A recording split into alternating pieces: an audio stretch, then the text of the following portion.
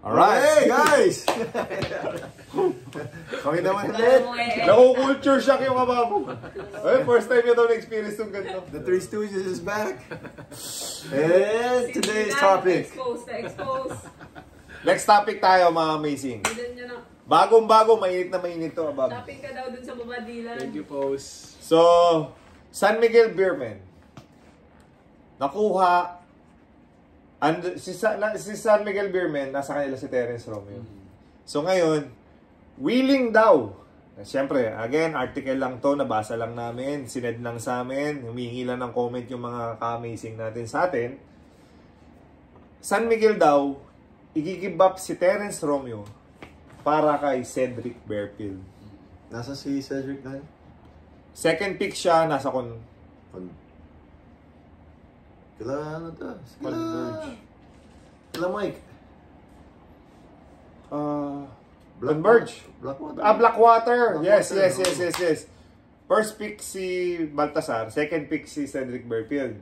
Saan na hindi ito, man? Bakit? Para ano naman?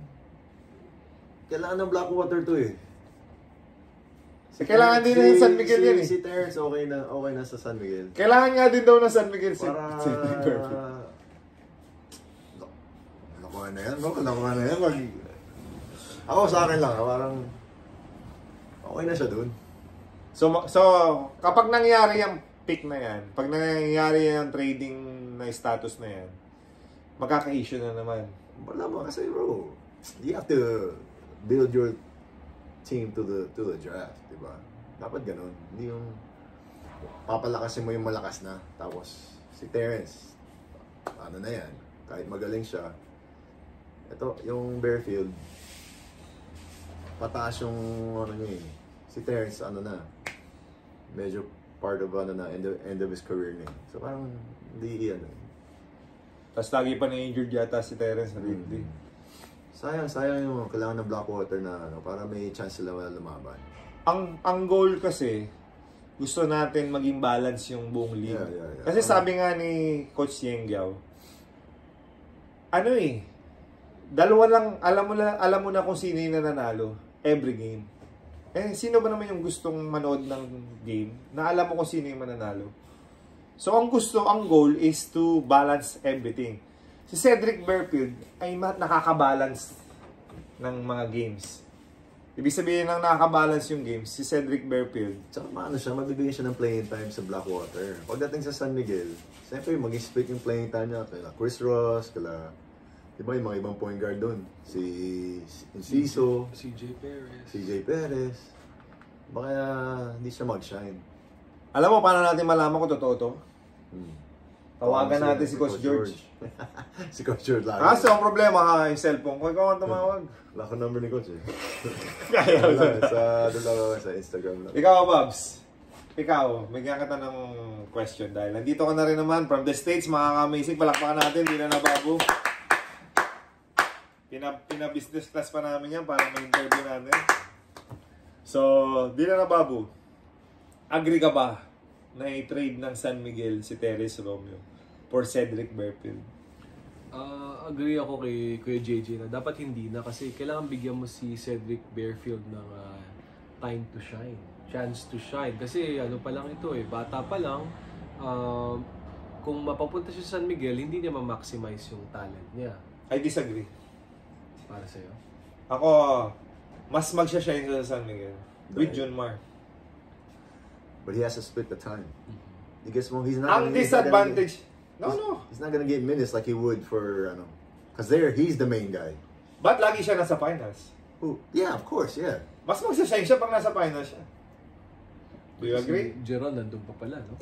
Marami niyang magiging ano lang siya eh, spectator eh. Ang magiging disadvantage niya. Magsashine siya pag nandala niya yung Blackwater sa playoffs. Exactly.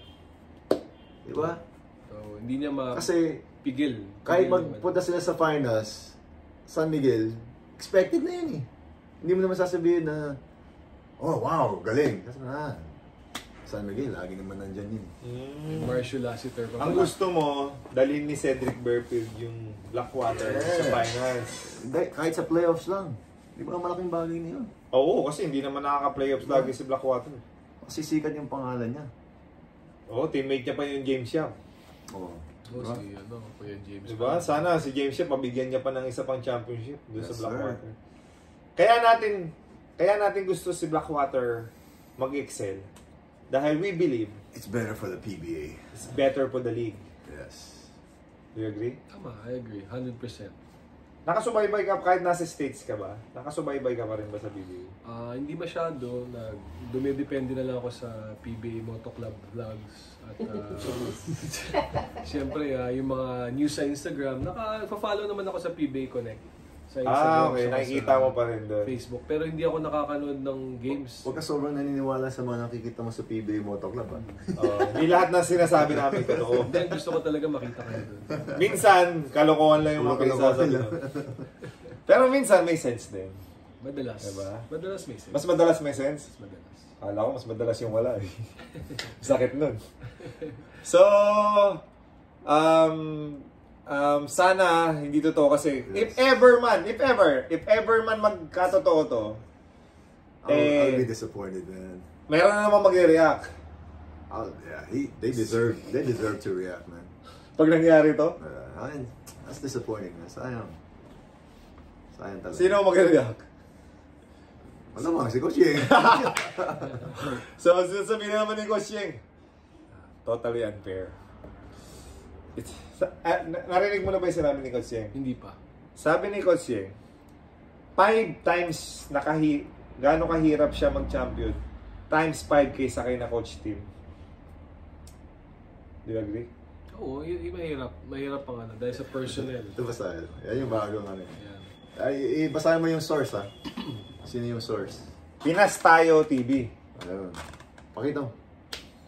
Dapat sa CBA kayo manggulo.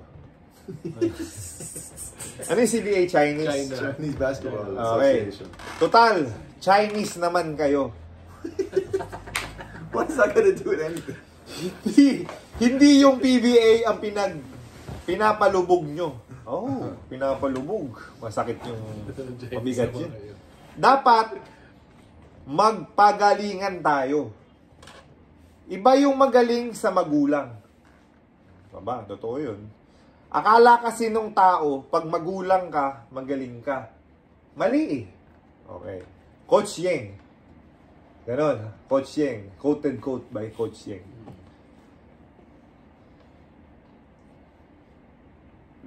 I really admire Coach Yeng on his sentiments. Dapat sa CBA, blah blah blah blah. Snow Badwa Playback TV. Totoo kaya to? I don't know. Pero ito yung nakasulat eh. So, Ito lang nakita namin, guys, sa Facebook tsaka Instagram lang. So, we don't know if these are reliable sources, but syempre, pwede pag-usapan, di ba? maraming nagko-comment, maraming views. So, ang sinasabi ni Coach Yeng, yung write-up na yun, is sino ba yung mga Chinese na nanggugulo? Hindi ko rin alam eh. Pero may pinapatamaan siya. So, most likely, malalakas na team yun. Kasi doon lang naman siya may problem eh. Kasi, above, sino na lang yung natitirang independent? Wala na si Alaska eh. Rain or shine. umalis na. Umalis yung Alaska for the reason na Yun nga. sentiment ni Coach Yeng. Yeah. Kaya umalis yung Alaska dahil may chance susunod na rin yung Rain or Shine. Kasi hindi nagbabago eh. Walang mga yung sinasabi ni Coach Yeng na transparency, parity, 'di ba? So sa PBA Moto Club, agree kami kay Coach Yeng. Nandun kami, napag-usapan na namin ni JJ. Ikaw, ano yung agree ka ba kay Coach Yeng? Oo, syempre kailangan mo balansin yung liga eh. Which is good for the league. Yung kanina nyo pang sinasabi, hindi pwedeng masyadong malakas itong team na to. At very obvious na sino mananalo. Ayaw mo yun. As a spectator, as a PBA fan, syempre, kailangan nandun pa rin yung suspense na kumbaga, two titans, parehas na proud franchises na magkalaban, hindi yung, di ba, hindi yung alam mo na. So, kailangan ng balance. Diba? Work-life balance sa tunay na buhay. Pero ganoon din naman sa liga para mag-survive talaga yung liga at dumami ang fans. Kailangan na may balance. Ay, naalala ko pa yun, Jay. Naalala ko yung nag-usap tayo before. Recently lang yata yun. Yung Tira Firma, malapit ng talunin si... Anong team yun? San Miguel ba? Oo, naalala mo? Oh, yeah. So, ang gumagawa nun ay si Holt, Yeah. saka si Go. Isaac. Tapos after nun, saan napunta? Saan napunta? Nung malapit na, ganito nga kasi yung nangyayari. Si Ababo, ganito yung story, di ba? Si Ababo, naka 30 points sa Barako Bull, kalaban Hinebra. The next conference, asa na siya napunta? Yeah, bro. Okay. Si Holt, saka si Stephen, si Holt, saka si Go. Isaac bro. Maganda nila muntik talunin si San Miguel. Saan napunta? Never. So, Ako wala akong issue doon, guys. kung Support ko yan. support tayo, team natin yun. Pero kung sa mga basketball players sa PBA, pangarap nyo maging Hinebra, Galingan nyo. pagkalaban yung Hinebra, Galingan nyo. 20 points kayo. Kagaya nung ginawa niya, Babu. Diba? Nakachamba lang po. So, nakapaka-basic lang. Hindi naman yung mga makaka-amazing naman natin na nanonood ng PBA. Hindi naman na kasi bago. Ako din. Yung kalaban namin kayo, ikaw magandang laro mo. Barako Bull. Lagi kang, Oo. hard matchup para sa amin. Oo, tama. O, kasi nung Hinebra. pinalo mo na sapatos yung board, kalaban San Miguel. Susunod, nasa San Miguel ka na. Bakit ako hindi naman maganda yung laro ko nung kalaban yung San Miguel? Eh, iba Pinalo ko yung Supalpal. Pero kasi, yung views. Di ba? Ang dami nanood ng PBA dahil sa'yo. So, sabi ni boss, man-discarte ka daw. gusto ko yan dumipensa. Hindi, ano na yun eh. Barako Bull, after nung, after na. After ng Shupalpal, wala ako. Oo. Kaya tinade ka. Dahil Si Global Port yung kumuha sa akin. Global Port. Hindi na sa Hinebra. So, hopefully makaka-amazing. Ang goal naman ng PBA Moto Club is to bring back the old glory ng PBA. Dahil hindi naman na bagong ngayon na lahat nga ng mga comment, mapabasa natin yung mga comment, yung mga suggestion, yung mga fans sinasabi na medyo disappointed sila sa nakikita nila. Ayaw natin yun. Gusto natin bumalik yung sigla ng PBA.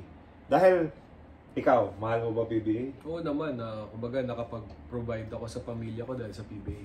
Exactly. Ikaw din. Lalo ka na. Of course, for sure. Right? Kasi ikaw, waiter ka dahil sa States. Diba? Tapos pagdating mo dito, star player ka.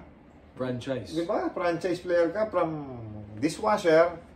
Naglinis ka ng plato.